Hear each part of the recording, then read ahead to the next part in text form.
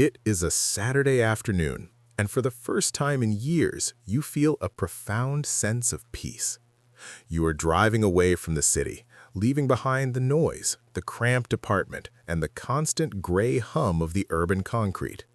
As you cross the invisible line into the suburbs, the air feels different, cleaner, lighter, almost hopeful. You pull into a quiet cul-de-sac where every lawn is a perfect, manicured shade of emerald green, and the only sound is the distant, rhythmic chirping of birds. You stop in front of it, a two-story house with a white fence, a sprawling backyard, and a garage large enough to hold 2 SUVs and a lifetime of dreams. This is the American dream, exported to every corner of the modern world. You walk through the spacious kitchen with its granite countertops, you imagine your children running across the lawn, and you see yourself finally having a real home. You tell yourself that this is the ultimate reward for that promotion you just earned. You believe that by moving here, you are finally escaping the rat race. You think you are buying safety, community, and most importantly, space. Space to breathe, space to grow, and space to finally be happy. Your mind is filled with images of summer barbecues, quiet Sunday mornings with a coffee on the porch, and the prestige of finally being a homeowner in a good neighborhood.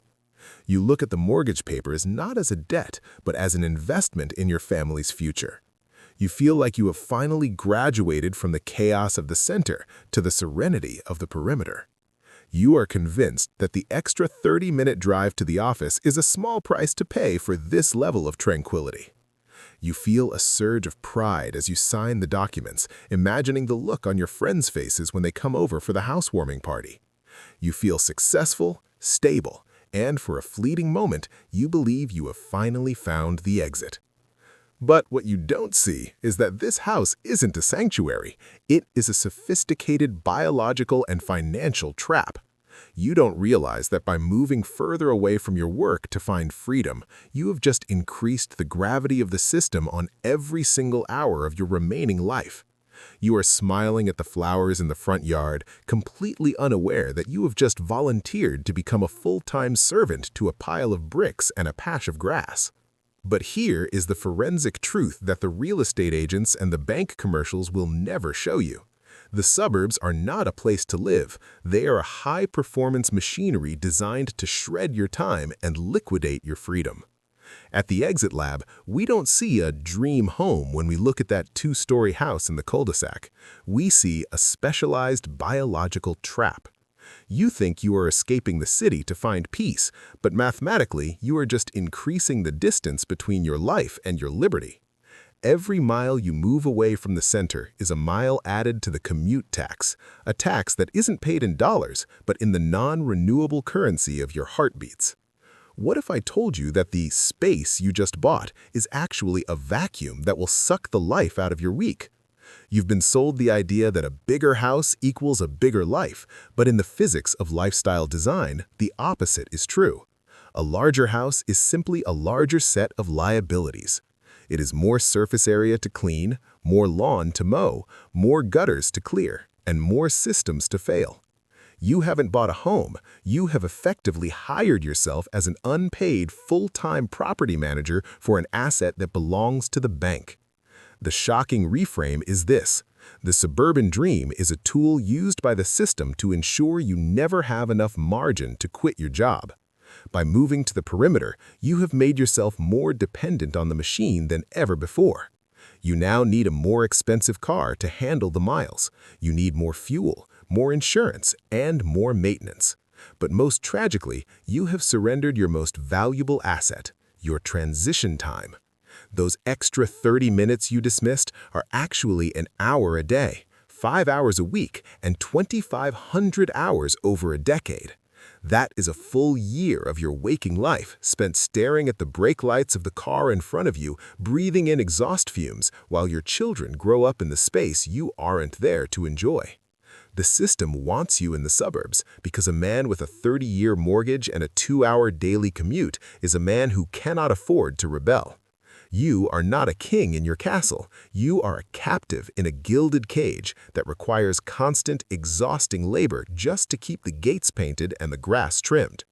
You've traded the vibrant, chaotic freedom of the center for the quiet, organized stagnation of the edge, and you're paying a premium for the privilege of your own isolation. To truly understand the suburban scam, we must temporarily set aside the emotional imagery of a forever home and look at your property through the cold, calculating lens of a chief financial officer. In the world of the exit lab, we perform a ruthless audit. We do not classify your suburban house as an asset. We classify it as a massive operating expense with a negative profit margin. In business, a real asset is something that puts money into your pocket, but your suburban home functions in the exact opposite way. It is a parasitic entity that constantly demands capital just to sustain its own existence. When you buy a larger house further away, you're not simply buying real estate, you are expanding the factory floor of your life without any corresponding increase in actual revenue. In corporate terms, this is gross operational inefficiency. You have effectively maximized your fixed costs, mortgage interest, property taxes, insurance, and homeowners association fees. These are liabilities that must be serviced before you can even afford a loaf of bread for your family. But the real trap lies in the opportunity cost of your capital. The massive down payment and the interest you pay over 30 years represent dead capital, wealth buried in brick and mortar instead of invested in assets that generate true freedom and liquid cash flow. From a corporate perspective, you are making one of the worst investments in history. You are trading liquid wealth for an illiquid, high-maintenance liability that consumes the total bandwidth of the key personnel, which is you. Furthermore, the logistical infrastructure of suburban life is a nightmare of inefficiency. Because you live miles away from the economic center, every basic activity, buying milk, taking children to school, or meeting a friend, becomes a costly logistical project. You are forced to operate a private fleet of vehicles just to maintain basic survival. In the lens of a corporation, you are running a company whose warehouse is located 50 miles from its target market, forcing you to waste 20% of your operating time just moving between points A and B. No intelligent business owner would tolerate this level of waste. You are working harder than ever to feed a money-hungry machine that you call a home, while in reality, you are just an unpaid facility manager for the bank. You think you are the owner, but on the system's balance sheet, you are just a cost center voluntarily dissipating your most precious resources to maintain an illusion of prosperity. Now, let's go below the surface and perform a deep dive into the shadow costs of suburban living, the expenses that are so cleverly hidden that most people mistake them for the cost of doing business in life. The most aggressive predator in this ecosystem is what we call the maintenance sinkhole. In a small city apartment, if a pipe bursts or the roof leaks, it's often someone else's problem or a minor fix. But in the suburbs, you are the CEO, the janitor, and the financier all at once. Every square foot of extra space you won is actually a square foot that requires heating, cooling, cleaning, and eventual repair. You'll find yourself spending your Saturdays at big box hardware stores, buying tools you'll only use twice, and paying premium rates for contractors because you no longer have the time to fix things yourself. This isn't home improvement, it is an endless cycle of capital reinvestment into a depreciating physical structure. Then we have the transportation hemorrhage. When you move to the perimeter, your car stops being a convenience and becomes a life support system. You are now forced to pay the distance tax on every single item you consume. That cheap grocery store is now a 20-minute drive away. The gym, the cinema, the doctor, everything requires a combustion engine and a gallon of fuel. You start to realize that your second car isn't a luxury, it's a mandatory operational requirement for your family to function. Between insurance, fuel, depreciation, and the brutal wear and tear of long-distance commuting, you are effectively burning a hole in your pocket every time you turn the key. But the most insidious shadow cost is the social isolation tax. In the city, serendipity is free. You walk out your door and encounter people, culture, and connections. In the suburbs, every social interaction must be scheduled, coordinated, and driven to. The result is a slow, quiet erosion of your social capital. You spend more time interacting with your Amazon delivery driver than with your actual neighbors. To combat this loneliness, you fall into the interior design trap, buying more furniture, more gadgets, and more stuff to fill the empty rooms of your large house, trying to purchase the warmth that the community used to provide for free. You are over-consuming material goods to compensate for a poverty of time and connection. By the time you add up the repair bills, the fuel costs, the car payments, and the retail therapy needed to survive the isolation, that affordable suburban mortgage has become a financial anchor, dragging you deeper into the very machine you thought you were escaping. In the laboratory of your life, the most dangerous unit of measurement is the square foot. The system wants you to obsess over the size of your lot, the height of your ceilings, and the width of your driveway. But at the exit lab, we only calculate in life hours. We need to perform a currency conversion on your commute because the 30 miles between your suburban sanctuary and your office desk is not a distance, it is a time theft. If you spend just 1 hour a day commuting, 30 minutes each way, that adds up to 5 hours a week, 20 hours a month, and 240 hours a year.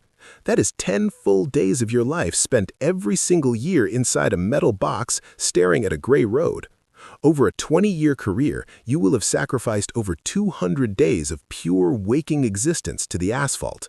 You aren't just driving, you are aging in a vacuum. Think about what that life currency could have bought you. Those 200 days represent the time you could have spent mastering a new craft, building a side business that actually generates freedom, or being present for every single milestone in your children's lives. Instead, you traded that currency for the privilege of having a spare bedroom that you only use for storage and a backyard that you were too exhausted to sit in. The irony of the suburban scam is that you move further away to give your family a better life, but the very act of moving away ensures you were never there to share that life with them. You are trading the presence of a father or mother for the prestige of a zip code. Mathematically, your real hourly wage collapses even further here than it did in the promotion trap. When you add your commute hours to your work hours and then subtract the suburban operating expenses from your net income, you realize you're working for a pittance. You are selling your limited time on Earth to pay for a house that sits empty for 10 hours a day while you are at work, and which you are too exhausted to enjoy for the remaining 4. You are essentially a high-end tenant of your own life, paying a massive premium in time currency just to sleep in a slightly larger box. The system has convinced you that space is wealth, but the truth is that time sovereignty is the only real wealth that exists. Every extra mile you live from your purpose is a leak in your life bucket, and by the time you reach the suburbs, the bucket is almost empty. So, how do you escape a trap that is made of brick, mortar, and a 30-year commitment? The solution isn't necessarily to sell your house tomorrow and move into a studio apartment, but to stop viewing your living situation through the lens of social prestige and start viewing it through the lens of time efficiency. The ultimate exit strategy for the suburban scam is a radical shift in your hierarchy of values. You must learn to prioritize location over luxury and freedom over floor plan. In the world of the exit lab, the winner of the game is not the one with the biggest lawn, it is the one with the shortest distance between their bed and their purpose. Success is a small, efficient life that leaves you with a massive surplus of time and mental energy. The first step in this strategy is to perform a proximity audit. Calculate the total cost of your commute, not just in fuel, but in life hours.